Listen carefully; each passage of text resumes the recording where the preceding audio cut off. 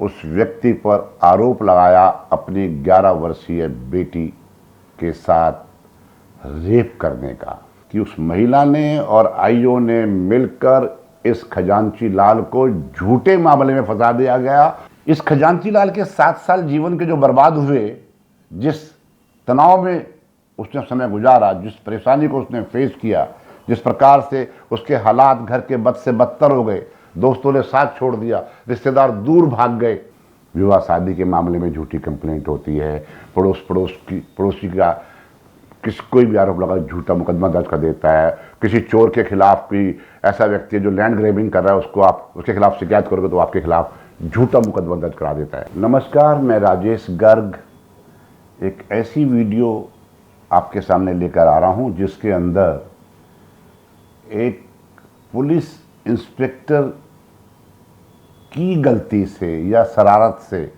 या नासमझी से एक व्यक्ति का जीवन बर्बाद हो गया। किस प्रकार से अपने व्यक्तिगत स्वार्थ में जब कोई महिला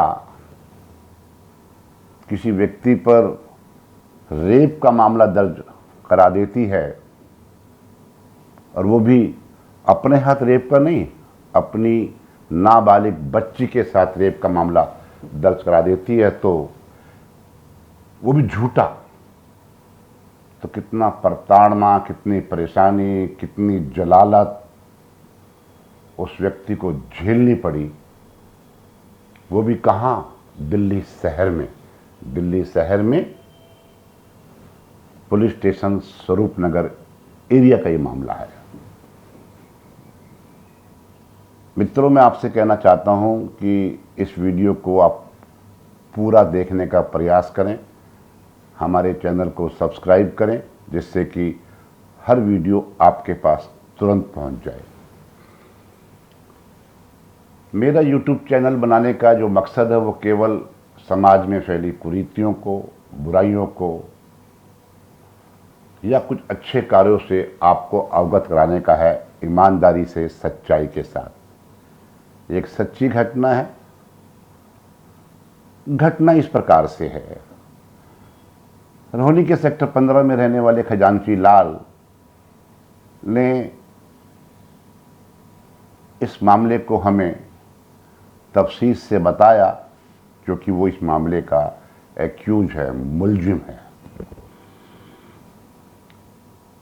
खजांची लाल प्रॉपर्टी का काम करते थे और उसी दौरान उनके ऑफिस में एक महिला आई जिसने कहा कि मुझे एक मकान किराए पे चाहिए।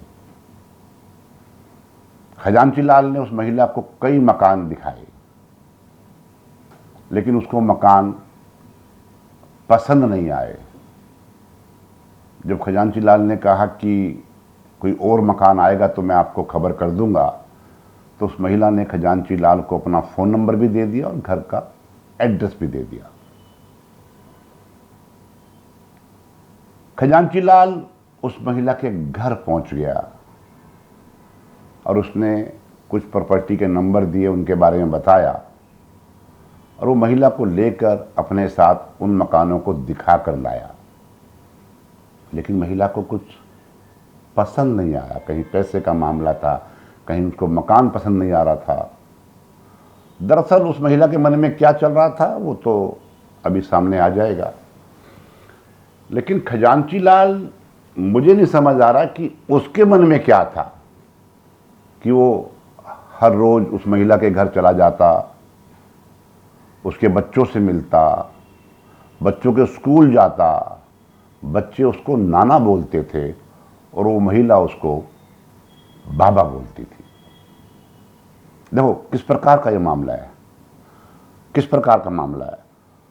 जो महिला उसको बाबा बोलती थी या पापा बोलती थी और बच्चे नाना बोलते थे, उसी महिला ने उस व्यक्ति पर आरोप लगाया अपनी 11 वर्षीय बेटी के साथ रेप करने का। घटना 2017 की है और ये मुकदमा दर्ज हुआ है 22 अगस्त 2017 को। इस एफआईआर में उस महिला ने लिखवाया कि उसकी बच्ची घर में अकेली थी। ये जो व्यक्ति है प्रॉपर्टी डीलर खजांची लाल उसके घर में आया, अंदर से कुंडी बंद की, बच्ची से दुर्व्यवहार किया, बुरा कर्म किया, गंदा काम किया और उसके बाद चला गया। लेकिन रिपोर्ट तुरंत नहीं लिखवाई गई, रिपोर्ट उसके करीब 10 दिन बाद लिखवाई गई। थाना पड़ता है स्वरूपनगर। स्वरूपनगर की उस समय जो एसआई थी जिसका नाम है विनीता प्रसाद, जो कि सब इंस्पेक्टर थी और बाद में वो केस चलते चलते इंस्पेक्टर हो गई, उसको इस केस की जिम्मेवारी सौंपी गई कि वो इन्वेस्टिगेट करे। विनीता प्रसाद उस बच्ची को लेकर बाबू जगजीवन राम हॉस्पिटल गई, जो कि जहांगीरपुरी दिल्ली में ही है। और वहां से जो एमएलसी मिली, उस एमएलसी के आधार पर उस व्यक्ति के खिलाफ चार्जशीट फ्रेम की गई और उस व्यक्ति को अरेस्ट किया गया और कोर्ट ने उसको जेल भेज दिया। रोहिणी जेल में वो व्यक्ति 1.5 साल तक रहा। अब एक बात सोचने की है, जो व्यक्ति किसी मामले में 1.5 साल तक जेल में रहा हो, उसकी पत्नी की क्या हालत हुई होगी, उसके बेटा बेटी, पोता पोती, क्योंकि वो व्यक्ति 50 साल के आसपास था। मामला 2017 अगस्त का है। रोहिणी कोर्ट में केस चला, लंबा केस चला।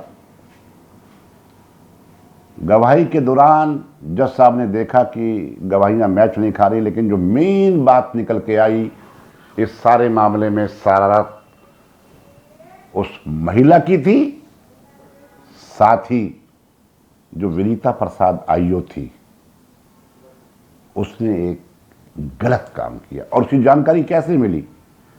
जो व्यक्ति दोषी नहीं था, जो व्यक्ति ने किसी प्रकार का कोई कुकर्म नहीं किया था, उस व्यक्ति को 1.5 साल के बाद माननीय अदालत से जमानत मिली। और जमानत मिलने के बाद जब केस की प्रोसीडिंग शुरू हुई, लगातार डेट पड़ी और जब नंबर आया डॉक्टर का, बाबू जगजीवन राम के डॉक्टर जब कोर्ट में गवाही देने के लिए पहुंचे, उन्होंने उस एमएलसी को देखा तो जज साहब को बोला कि साहब ये एमएलसी तो वही है जो हमने जारी की थी, लेकिन एमएलसी के अंदर जो हमारी फाइंडिंग लिखी हुई थी, उन फाइंडिंग्स के ऊपर वाइट फ्लूइड लगा हुआ है, मतलब कि उसको मिटा दिया गया है।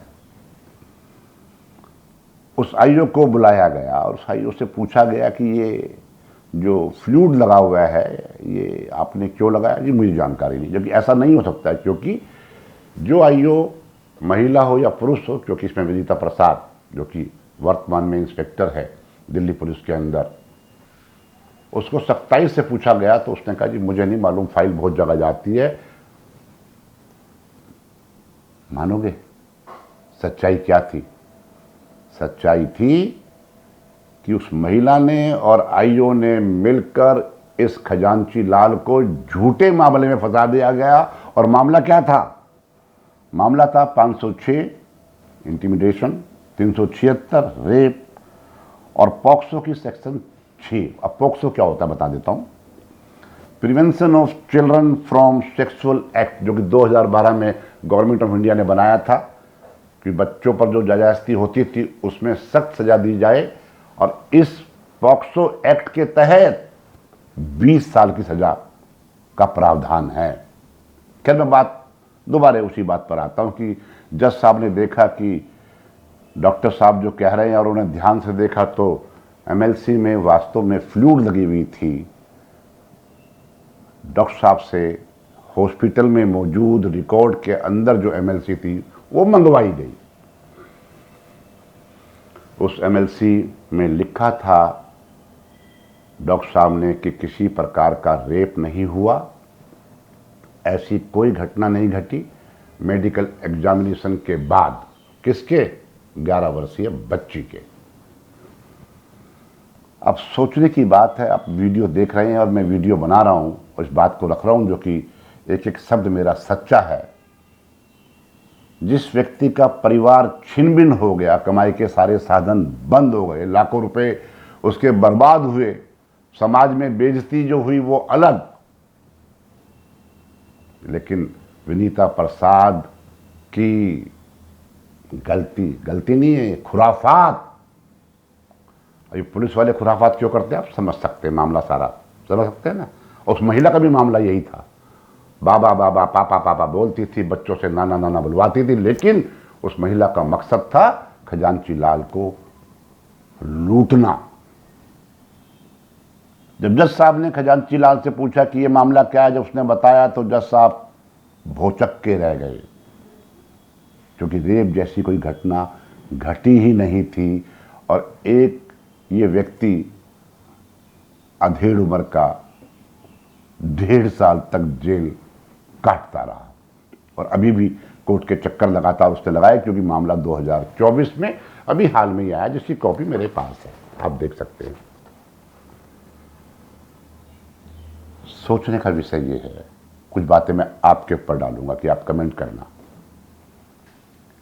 खजांची लाल को जिस प्रकार से फंसाया गया, जिस प्रकार से जेल में रखा गया, जिस प्रकार से उसने वकील किया, पता नहीं कहां कहां से उसने लोन लिया होगा, क्या क्या अपना बेचा होगा, किस प्रकार से उसने अपनी बेटी की, अपनी वाइफ की, अपने बेटों की निगाहों को फेस किया होगा, अपने आस पड़ोसियों की निगाहों को फेस किया होगा, कैसे कैसे उसने ताने सुने होंगे, आप समझ सकते हैं। 7 साल के बाद घटना 22 अगस्त 2017 की है। जज साहब ने उस व्यक्ति को जो बरी किया है वो किया है अभी हाल में ही, सितंबर 9 को। और विनीता प्रसाद कहती है कि साहब मुझे तो मालूम नहीं ये कैसा हो गया, सबको पता है वो झूठ बोल रही है। इस खजांची लाल के 7 साल जीवन के जो बर्बाद हुए, जिस तनाव में उसने समय गुजारा, जिस परेशानी को उसने फेस किया, जिस प्रकार से उसके हालात घर के बद से बदतर हो गए, दोस्तों ने साथ छोड़ दिया, रिश्तेदार दूर भाग गए, बेटी और दामाद ने क्या कुछ नहीं कहा होगा खजांची लाल को, ये आप समझ सकते हैं। आप अपने आप को इस मामले में डाल कर देखिए। जज साहब ने ऑर्डर भी कर दिया, खजांची लाल को बरी भी कर दिया। जज साहब ने इंस्पेक्टर विनीता प्रसाद के खिलाफ खुद तो कोई कार्रवाई नहीं की, मतलब खुद तो कोई ऑर्डर नहीं किया, लेकिन जो कॉपी ऑफ द जजमेंट है उसको डीसीपी कंसर्न को भेज दिया गया। किस लिए? कि आप जो ठीक समझें करें। है ना हैरानी की बात कि डीसीपी साहब जो आप ठीक समझे करें। मैं आपको बताता हूं, कानपुर में ऐसी घटना घटी थी। जो एक्यूज था वो 965 दिन जेल में रहा था और कोर्ट ने क्या ऑर्डर किया मुलजिम को बरी करते हुए? उन्होंने कहा कि ये महिला जिसने ये झूठा केस किया है वो 965 दिन जेल में रहेगी। मतलब कानपुर कोर्ट का बड़ा फेमस ये निर्णय है। यदि ये जज साहब भी कुछ इस प्रकार का कर देते तो समाज में ये जो गंदी महिलाएं, सभी नहीं है, कुछ अपने फाइनेंशियल बेनिफिट के लिए या न जाने क्या मकसद रहा होगा इस महिला का, एक व्यक्ति को 7 साल तक भुगतने के लिए झूठी शिकायत कर दी थी। कोर्ट ने बरी कर दिया, लेकिन क्यों नहीं हमारी अदालतें, हमारी न्यायिक प्रक्रिया में कोई एक ऐसा पार्लियामेंट एक्ट ले आए? पावर तो जज साहब को है, क्यों ना एक्ट ले आए कि यदि कंप्लेंट झूठी पाई गई तो सुओ मोटो जज साहब जिन धाराओं के तहत केस किया गया उन धाराओं से जिसके खिलाफ शिकायत की गई है, जो मुलजिम है, उसको जितनी सज़ा हो सकती थी उतनी सज़ा उस कंप्लेनेंट को, उस झूठी शिकायत करने वाले को सज़ा कर दी जाए, या जजेस इस तरह के निर्णय लेने लगें, इस प्रकार के ऑर्डर करने लगें, तो झूठी कंप्लेन करने वाले जितने भी लोग हैं कोर्ट में कंप्लेंट्स का जो अंबार लगा हुआ है वो ऑटोमेटिकली कम हो जाएगा। मैं कहना चाहता हूं आप लोगों से, आप इसमें कमेंट करें। कुछ तो गलती खजांची लाल की भी मुझे लगती है इस केस को पूरा पढ़ने के बाद, इस ऑर्डर को पढ़ने के बाद। वो कहीं उस महिला के इश्क में तो शामिल नहीं हो गया था, वो कहीं इस महिला के वो जो होता है ना, वो प्यार मोहब्बत के मामले में तो नहीं फंस गया था और समाज को दिखाने के लिए अपने आप को बाबा कहलवाता था और बच्चों से नाना कहलवाता था। मामले में मामला सस्पिशियस है, क्योंकि रोज रोज उस महिला के घर जाना, बच्चों के स्कूल जाना, बच्चों को नाना कहलवाना, बच्चों की फाइनेंशियल मदद करना, ये कब करता है आदमी? ये जब करता है जब वो कोई सोशल वर्कर तो नहीं था, और सोशल वर्कर होगा तो बार बार घर क्यों जाएगा? आने वाले की मदद कर देगा, जरूरतमंद की मदद कर देगा, क्योंकि बड़ा स्पष्ट है इसके अंदर। वो बच्चों को स्कूल में भी जाता था। खैर, बात लंबी ना करते हुए मैं कहना चाहता हूं कि ऐसे हजारों केस, मैं कह सकता हूं लाखों केस अदालतों में हैं। विवाह शादी के मामले में झूठी कंप्लेंट होती है, पड़ोसी का कोई भी आरोप लगा झूठा मुकदमा दर्ज कर देता है। किसी चोर के खिलाफ कोई ऐसा व्यक्ति है जो लैंड ग्रैबिंग कर रहा है, उसको आप उसके खिलाफ शिकायत करोगे तो आपके खिलाफ झूठा मुकदमा दर्ज करा देता है। कभी भी कोई झगड़ा होता है तो घर की महिलाओं को आगे लेकर बहुत सारी परिवार सामने वाले पर झूठा मुकदमा दर्ज कर देते हैं। यदि कोर्ट सख्त निर्णय ले, मुलजिम को बरी करने के साथ साथ जो कंप्लेनेंट है उसके खिलाफ सख्त कार्रवाई करे, तो ये शिकायतें कम हो जाएंगी, इन पर लगाम लग जाएगी। नियम तो हैं। पहले आईपीसी में 211 थी, झूठा मुकदमा हो तो आप मुकदमा फाइल कर सकते हैं कंप्लेंट के खिलाफ। और अब बीएनएस जो नया नियम आया है, भारतीय न्याय संहिता, उसके अंदर भी प्रोविजन है सेक्शन 248 के अंदर कि जो एक्यूज था, जो भुगत रहा था केस को, जो मुलजिम था, बरी होने पर वो कंप्लेंट के खिलाफ कार्रवाई कर सकता है बीएनएस की सेक्शन 248 के तहत। लेकिन एक आदमी इतना थक चुका होता है कोर्ट में धक्के खा के, तारीख पे तारीख वकीलों के खर्चे, अब वो फिर दोबारे वकील करे, दोबारे शिकायत करे, दोबारे वहाँ पर वो एविडेंस होंगे, आर्गूमेंट होगी। क्यों नहीं जज साहब बिना शिकायत के सुओ मोटो यदि सजा देनी शुरू कर देंगे तो ये मामले कम होने शुरू हो जाएंगे, ऐसा मेरा मानना है। आपका मानना क्या है? आप कमेंट जरूर करें। आपका बहुत बहुत धन्यवाद। जय हिंद, जय फौजी।